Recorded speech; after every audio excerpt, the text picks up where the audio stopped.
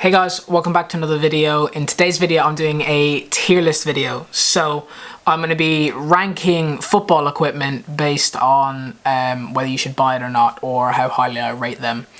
So I should preface this video by saying that I have completely copied this idea and just fleeced it off Matt Sheldon, Become Elite. So please, at the end of this video, go watch his video because he's actually a professional footballer and knows what he's talking about. So go watch his video because I've completely stroked this off him. With that being said, I'm going to get into this, show you what tiers I've got and what and where I'm going to put certain items. Okay, so I'm going to take you through the tiers that I have made on this. So top tier is essential. That basically means it's not that if you don't have this, apart from maybe one of them, but if you don't have this, then you can't train. You absolutely need these. I'm just saying that when you're talking about buying football equipment, these should be up the top, first or second, no questions asked. Next, we have underrated.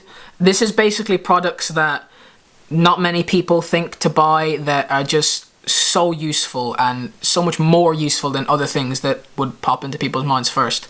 Next, we've got bang average. That just means it does its job. You can buy it if you want. It's alright.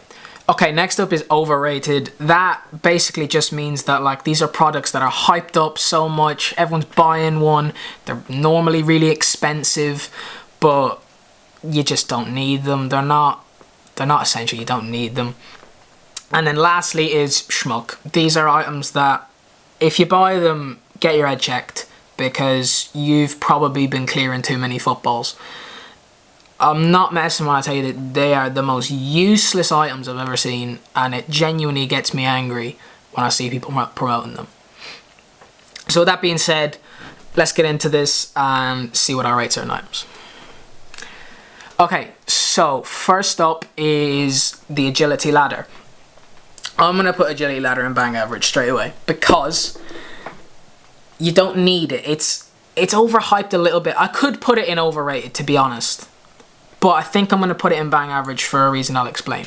I think it is overrated and overhyped quite a lot. People think, oh, if I just spend my life on that agility ladder, I'm going to become rapid, and it's not true.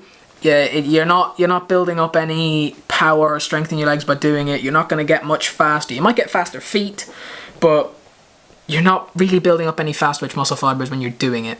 It's a great, don't get me wrong, it's a great warm-up tool for the start of a session. Gets not only your feet but your shoulders going as well. Great warm-up tool, and also I think it's really, really good for younger kids, like people who are starting out, because it just means that they can coordinate their feet a bit better, and it's really good for their general coordination. So that's why I'm putting it in bang average and not overrated, because it does have uses early on in your training, but also as a good warm-up tool. Next, we've got mannequins, and they're going in the exact same category. Pretty self-explanatory, like they're mannequins. If you want to clear your boot out and drop your back seats, to stick one or two of these in the car, to take 10 free kicks at the end of training, go for it. But to me, you don't need them. Like, if you have people when you're training, you can just make a wall. You don't need these. They're quite expensive as well.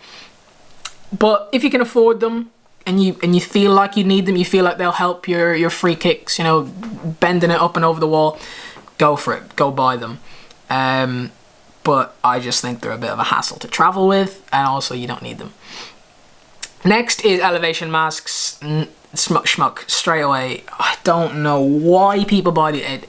It annoys me when people say that these actually help, because I'll explain what they are first. They are supposed to simulate high altitude training. So when you train high altitudes, like say Big Bear is a very popular one in America, training on a mountain, the air is thinner, therefore less oxygen makes it harder for your lungs to breathe, and therefore increases your lung capacity when playing at a normal altitude. What these elevation masks do is just limit the air getting in.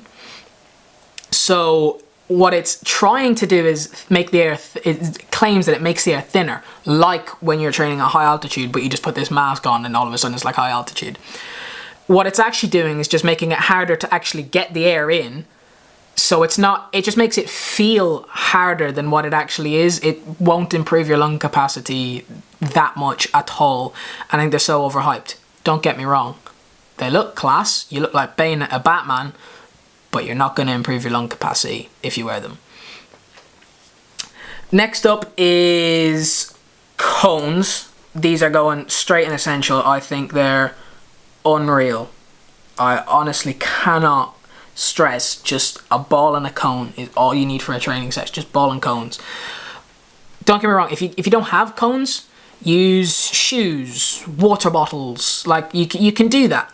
I personally just bring a ball and a cone to my training session, and that's all I need, because there's millions of varieties of drills you can do with a ball and a cone. I couldn't recommend them highly enough. Just get a decent set of about 50 cones. I always bring about 10 to 20 with me whenever I go to the pitch and train. Quality. That should be right up there on your list when you're thinking about buying football equipment. Next I'm going to go for is foam roller.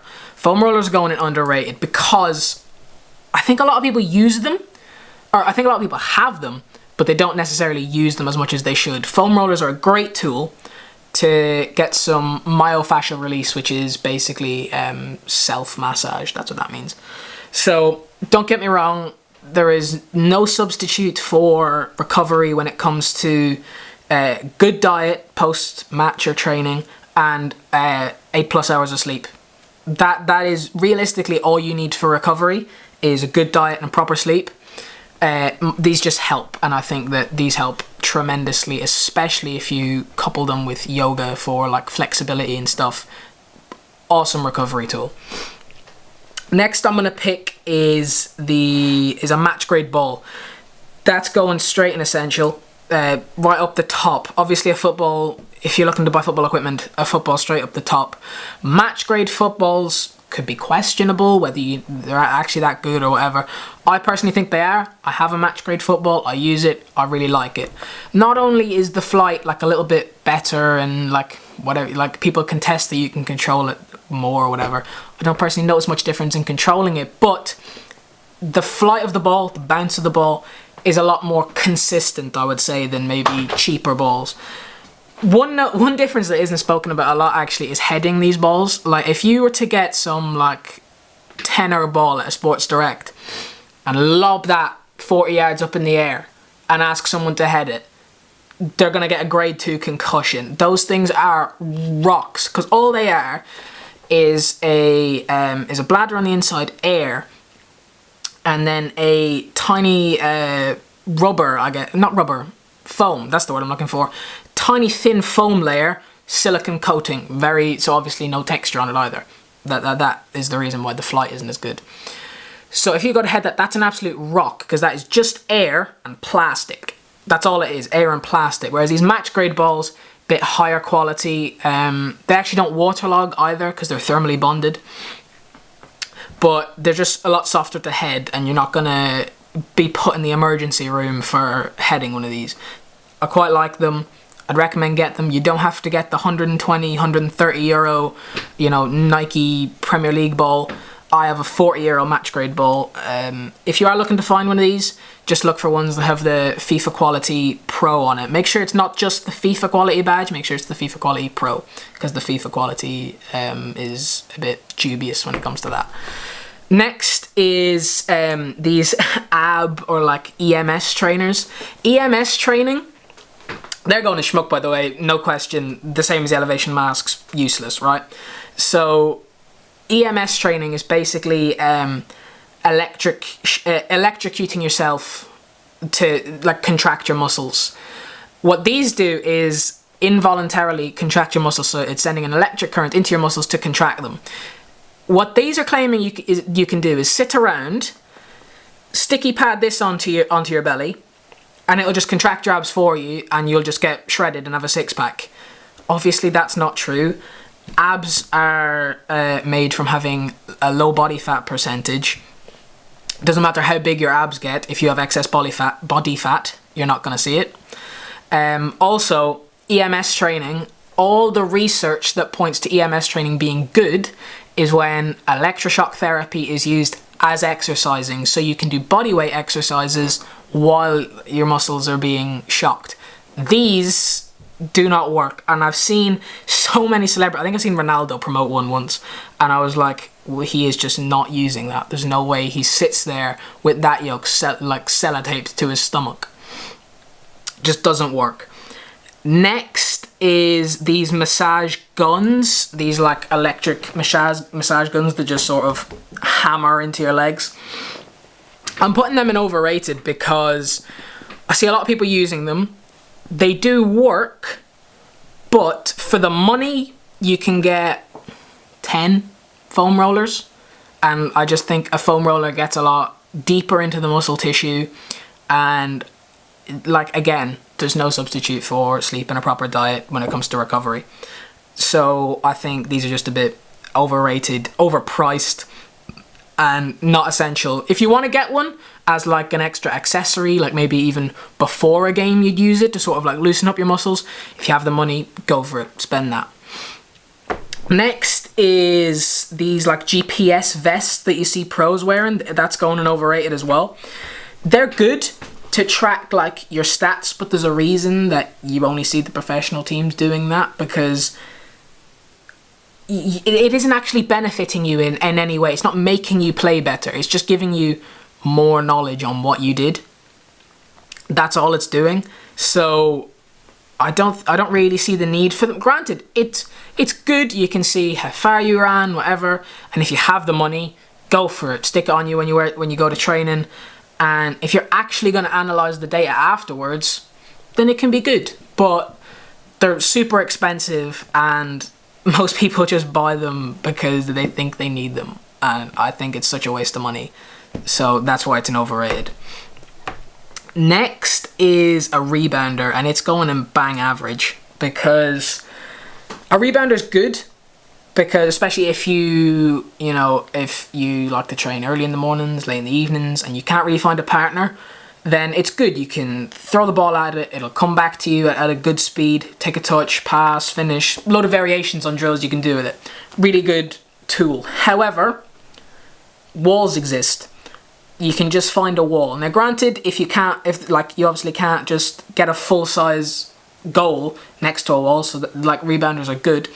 However, if you're going to do a first touch or passing session, just go find a wall. Okay, so next up we have these finishing nets. I don't know if you've seen them in like Instagram videos or whatever, but they basically just have like the holes at the, like a concave hole just at the corners.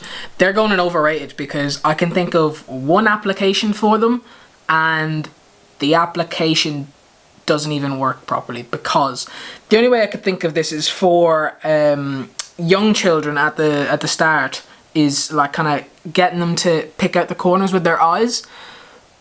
But young children don't train in full-size goals, and that's I've only ever seen this net for full-size goals.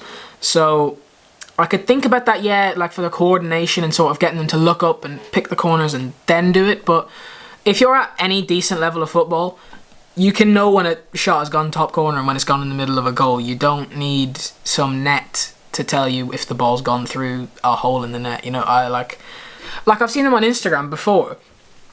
Just like for promotion and stuff, and it's like, well, that would look the exact same if the €50 net wasn't there. So there's no point. It's a waste of money.